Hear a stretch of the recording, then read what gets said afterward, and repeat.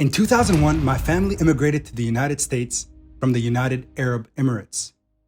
During their time there for about 10 years, they managed to accumulate and save right around $10,000. Now, the problem here is that $10,000 was kept in a savings account and is still $10,000 today. But what if I told you that exact $10,000 could be worth $106,000 today? Welcome back to TQM, or the Quintessential Millennial channel, where we talk about all things millennials and with an emphasis on finance. If you are new around here, it would mean the world to me if you'd consider liking the video and also subscribing to the channel. And one more thing is commenting down below for the YouTube algorithm. So my parents, like many others, didn't really have a clue where to put their money except for a conventional savings account. With that being said, if they would have put their money into a certain index fund per se, that was yielding approximately 8% per year on average, that $10,000 that they brought with them from overseas would be worth $106,600 today. So the two biggest financial mistakes that we make as millennials, and pretty much anybody in general, is we're overspending and also over saving. This might trigger some of you that have been saving money for the last, let's say, a few months to even few years, but just hear me out here. When you save money, generally speaking, you are looking to keep your money safe and accessible. You're not really looking for any form of return. But let's look at what happens, historically speaking, when we save money. Here's an infographic from the Visual Capitalist data stream. As stated, the purchasing power of the US dollar has fallen sharply over the last century. If we look back at 1920, say for you chocolate lovers, you could buy with $1 what is valued now at $26.10. So given the example of chocolate, you could buy 30 Hershey's bars in the 1920s versus now you might be able to get away with buying a single one. So some of you right now might comment and say, why do I care about the 1920s? Let's fast forward 50 more years to 1970. Let's talk about real estate. A house in general, a 2,200 square foot house in the United States back in 1970 was worth around $23,450. Today, in 2023, that same house is currently valued at $220,000. In addition, let's go ahead and look at the annual income of the average American. In the 1970s, $9,400 was on average what people were taking home each year. In 2023, we're looking at $54,000 as the projected annual income for the average American. Let these numbers sink in for a moment, but let's simplify it just a little bit. So, since the year 1970, the average annual inflation rate in the United States has been right around 3.6%. And I want you all to commit that number to memory, 3.6%, meaning that the purchasing power of your dollar year over year since 1970 goes down by 3.6%. So let's go ahead and look at an example. Let's say you had $100 and you put that in a savings account today, January in 2023.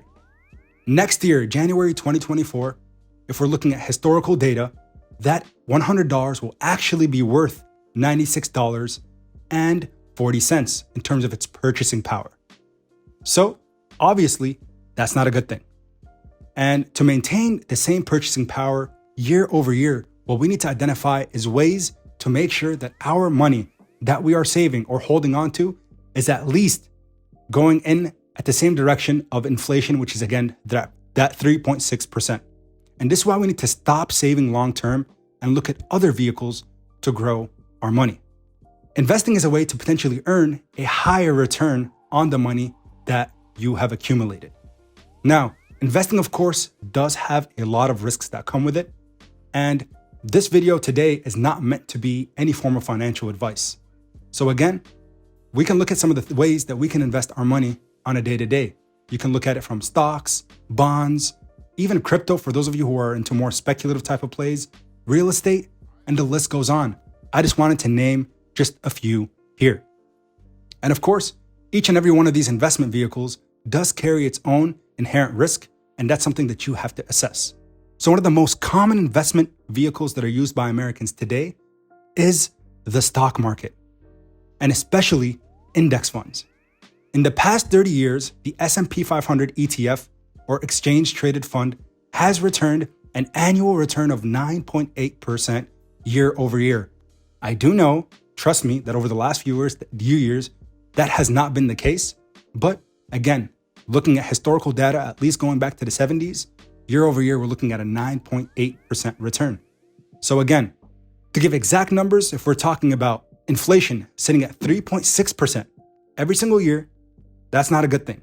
But if we look at the market, 9.53% returns year over year, that is outpacing inflation, which should make us all happy because there are ways to save money, quote unquote, save or invest it, and again, get a return on that every single year that is outpacing inflation. And the reason I decided to emphasize on stocks today is because it's readily available and accessible for anybody. You watching at home right now could start investing in the stock market. You could do it from the comfort of your own home, on a smartphone, or even a desktop computer.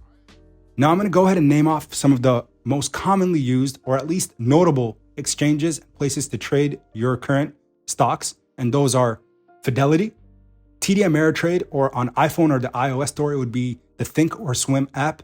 And lastly, one of my personal favorites, Moomoo. The reason I say it's my favorite is maybe there's a little bit of bias because they are affiliated with this channel, meaning there's a link down below.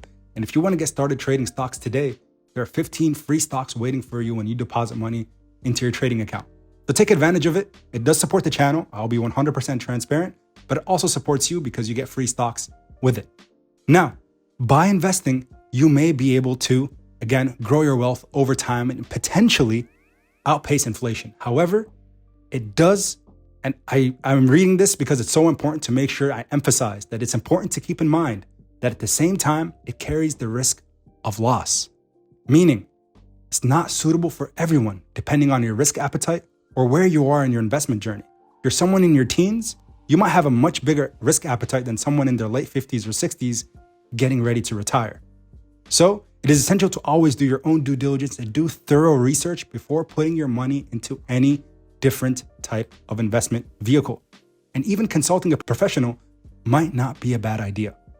So remember, of course, for me, as Ahmed, I am not a financial advisor by any means. And again, none of this is supposed to be direct financial advice, but just shedding light on the potential to grow your wealth over time. So remember, the main thing that I hope everybody got out of this video is, first of all, that 3.6%. That's the rate of inflation year over year. So whatever it is that you're doing, starting a business, saving money, investing, always think about that number before putting in your money into whatever you might start investing into. Is it going to approximately return 3.6% or more? Because if it is, then it's probably something to look into. The higher you go, of course, the better it is. And remember, stop oversaving, stop overspending, and start figuring out ways to grow your wealth. Thank you all so much for tuning in. That's all I had for you guys today.